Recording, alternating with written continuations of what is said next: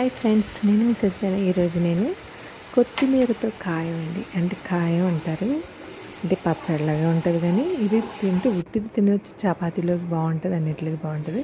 ముందుగా ధనియాలు ఒక మిక్సీ జార్లో ఒక ధనియాలు వేసుకోండి.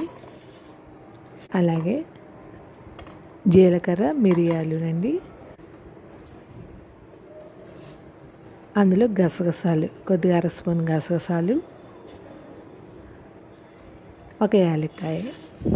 అంటే నేను ఒక చిన్న కట్ట తీసుకున్నానండి. పసుపు,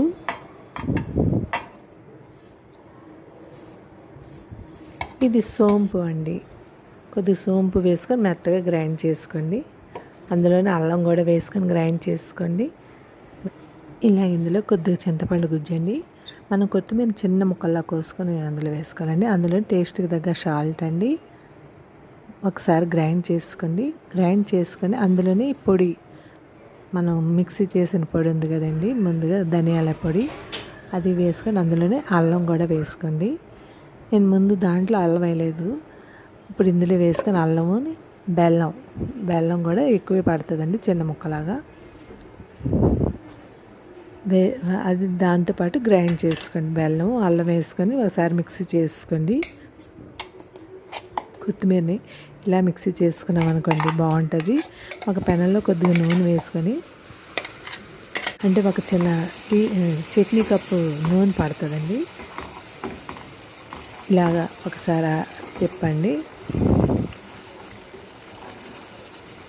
అలా మగ్గనివ్వండి. అంతే, నూనె తేలిన వరకు కొద్దిగా, అంటే వేగుతుంది కదా. అందులోనే టేస్ట్ తగ్గ కారం కూడా వేసుకోండి.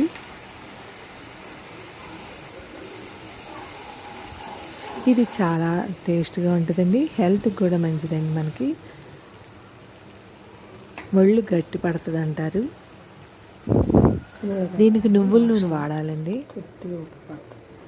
ఇంకా సాల్ట్ చాలేదేమని వేసాను, అంటే ఆ కప్పు అరకప్పు పడిపోయిందండి. కారం ఎంత అయిందో అందులో సగం సాల్ట్ వేసుకున్నాను, ఎక్కువ వేసుకోలేదు. ఒక కప్పు కారం అయితే అరకప్పు సాల్ట్ వేసుకోండి. మరీ ఎక్కువైతే బాగోదు, ఎందుకంటే బెల్లం వేస్తాం కాబట్టి తీపిదనం ఉప్పుగా కనబడుతుంది, ఉప్పు ఎక్కువైపోతుంటుంది. అందుకని చూసుకొని వేసుకోండి.